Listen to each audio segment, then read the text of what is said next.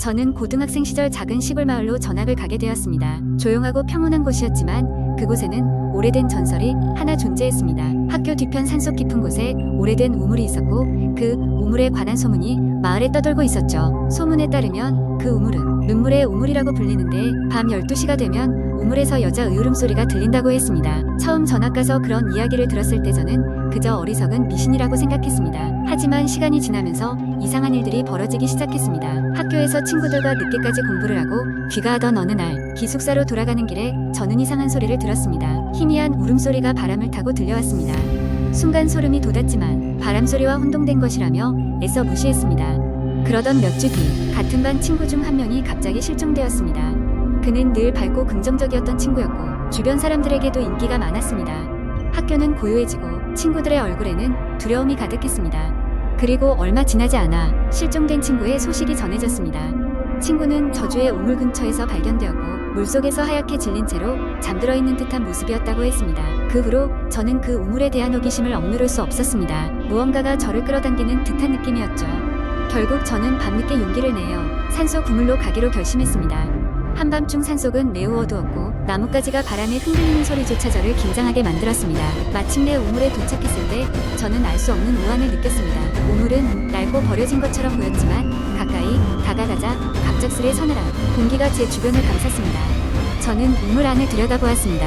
그 순간 검은 물속에서 여성의 얼굴이 떠올라 저를 보고 있는 듯한 착각에 사로잡혔습니다. 그 얼굴은 눈물을 흘리고 있었고 저에게 말없이 무언가 전하려는 듯한 느낌이 들었습니다. 갑작스러운 두려움에 저는 뒤로 물러나다가 그만 돌고리에 걸려 넘어졌습니다. 그리고 정신을 차린 뒤 일어났을 때 우물은 조용했고 아무 일도 없었던 것처럼 평온했습니다. 저는 곧바로 그곳을 떠났고 다시는 그 우물 근처에 가지 않았습니다. 이후로도 종종 그 우물 주변에서 이상한 일이 일어난다는 이야기를 들었습니다. 몇몇 사람들은 그 우물이 과거 상처받은 영혼들의 집합소라고 믿었고 무언가를 풀지 못한 사람들의 울음소리가 계속된다고 했습니다. 많은 해가 지난 지금도 그 우물을 생각하면 아직도 가슴 한켠이 서늘해집니다. 이 이야기는 계속 전해지면서도 아무도 그 실체를 정확히 알 수 없었습니다. 경험한 사람들만이 그 두려움을 이해할 수 있었죠. 두 번째 이야기, 어느 비 오는 날의 이야기. 몇 년 전 나는 대학생 시절 여름방학을 맞아 친구들과 함께 제주도로 여행을 갔다. 그날따라 유난히 비가 많이 내렸고 우리는 예정되어 있던 해수욕 대신 실내에서 할 수 있는 활동을 찾아보기로 했다. 그래서 선택한 것이 바로 제주도의 유명한 유령의 집이었다.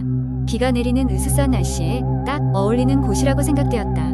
제주도에 있는 이 유령의 집은 소문이 자자했다. 단순히 사람을 놀래키는 수준을 넘어서 실제로 영혼이 나온다는 말도 있었다. 뭐 그런 게 어디 있어? 우리는 내심 두근거리면서도 반신반의한 상태로 유령의 집에 들어갔다. 입구부터 낡고 습기가 가득 찬 그곳은 올드한 인테리어와 음산한 조명 때문에 겁에 질리지 않을 수 없게 만들었다.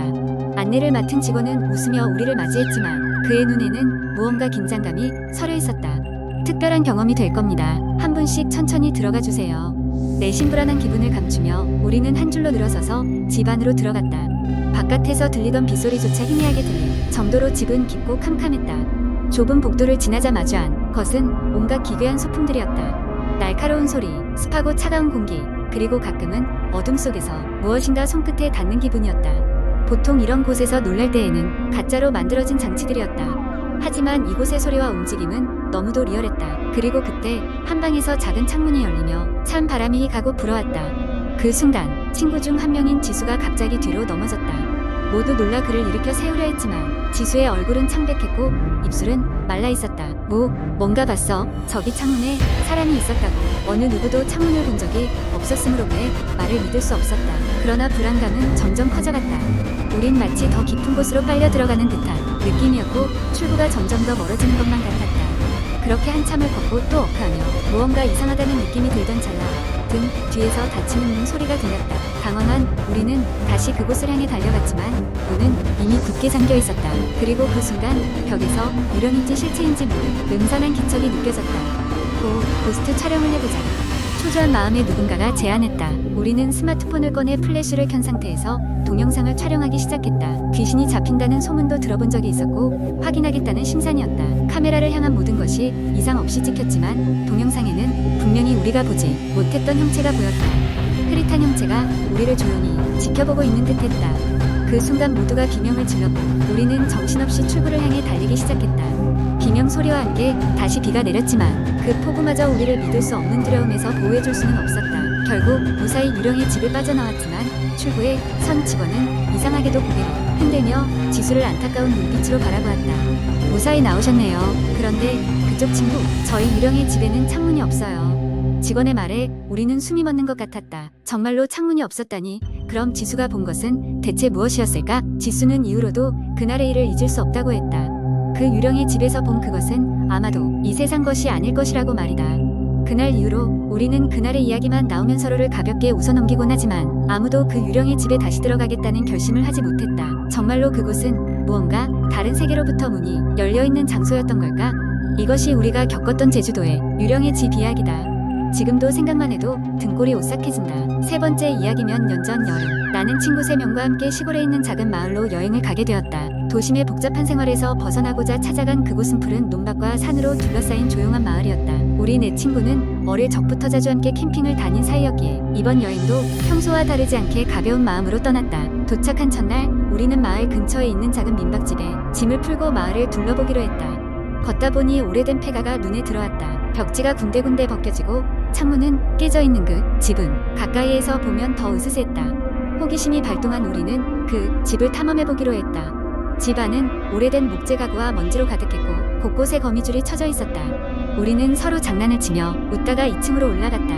2층 복도의 끝에는 닫힌 문이 하나 있었다. 문 앞에 서자마자 한 친구가 문을 열어보려 했지만 문은 꿈쩍도 하지 않았다. 힘을 주어 밀어보았지만 여전히 열리지 않았다. 그러다 누군가가 뒤에서 기척을 느꼈다. 순간 우리는 모두 뒤를 돌아보았지만 아무도 없었다. 등골이 오싹해지며 우리는 서둘러 그 집을 나왔다. 밖으로 나오자 해가 저물기 시작했다. 우리가 폐가에 들어가 있었던 시간은 생각보다 길었던 것이다. 민박집으로 돌아온 후 우리는 저녁을 먹고 분위기를 전환하고자 술자리를 가졌다. 그런데 한 친구가 계속해서 2층 문이 열리지 않았던 이야기를 꺼내고 문득 이상한 점을 발견했다고 말했다. 너희들 그 집 문에는 왜 방문 손잡이가 없으니? 순간 우리는 묘한 전율을 느꼈다. 분명 들어갈 때는 아무 생각 없이 지나쳤던 부분이 이상하게 다가왔다. 친구가 말하길 문에는 분명 손잡이 대신 보이지 않는 무언가가 있었고 어쩌면 우리 중 누구도 문을 열려고 시도하지 않았을 수도 있다고 했다. 다음 날 우리는 이 이상한 경험을 마을 주민에게 이야기했고 그들 중 한 노인이 우리 대화를 듣고 다가왔다.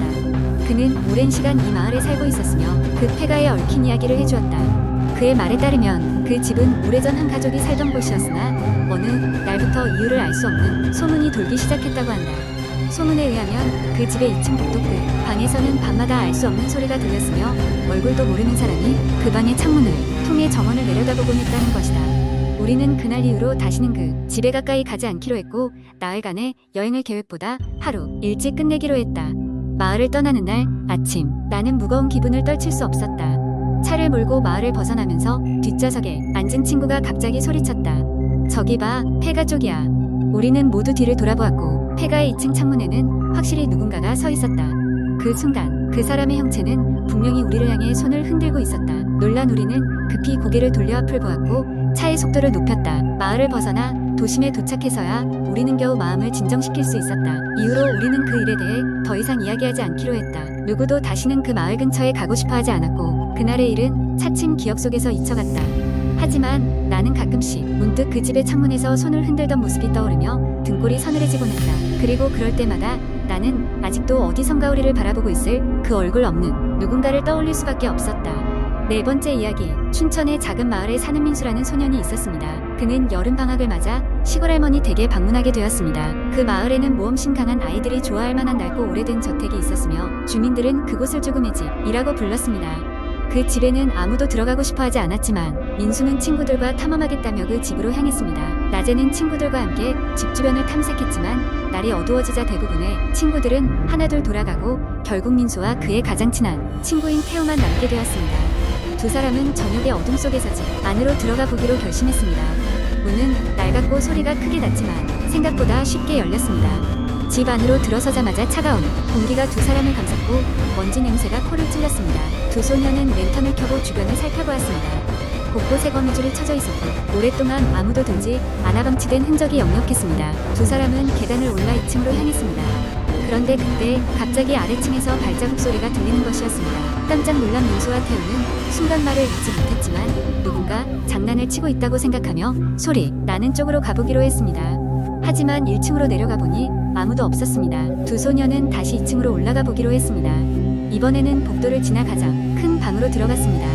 방 안에는 오래된 피아노가 하나 있었습니다. 누구도 그곳에 없는 것을 확인한 다음 민수가 피아노 건반 하나를 눌러보았습니다. 순간 피아노에서 저음의 공허한 소리가 울렸고 집안이 이상하게 진동하는 것 같았습니다. 두 사람은 등골이 오싹해졌지만 왜인지 그 피아노 주위에서 벗어날 수가 없었습니다. 태호가 호기심에 피아노 뚜껑을 열자 그 속에서 향수 냄새와 함께 작은 일기장이 나왔습니다. 페이지에는 갈겨 쓰인 글씨로 나는 여기 있다라는 문장이 반복되어 있었습니다. 그 순간 두 소녀는 문 옆에서 낯선 여자의 웃음소리를 들었습니다. 고개를 돌려보니 창백한 얼굴의 여자가 문가에 서 있었습니다. 그녀는 웃고 있었지만 눈은 전혀 웃고 있지 않았습니다. 민수와 태호는 공포에 질려 비명을 지르며 피아노를 치고 겨우 계단으로 달려 내려왔습니다. 밖으로 나와 집으로 돌아가는 길 그들은 뒤도 돌아보지 않고 달렸습니다. 다음 날 아침 두 소녀는 자신들이 겪었던 일이 다 꿈이었기를 바랐지만 민수의 주머니 속에서 나온 그 일기장이 모든 것을 현실로 확인시켜 주었습니다. 이후로 그 집에 대한 이야기는 더욱 무성해졌고 아무도 그 집에 발을 들이지 않았습니다. 민수와 태호도 그 사건 이후로 다시는 그 마을에 그 집에 가지 않았습니다. 지금도 가끔 그 일기장을 펼쳐보면 섬뜩한 기억이 떠오릅니다. 그러나 그것이 어떤 의미를 가지는지는 여전히 수수께끼로 남아있습니다.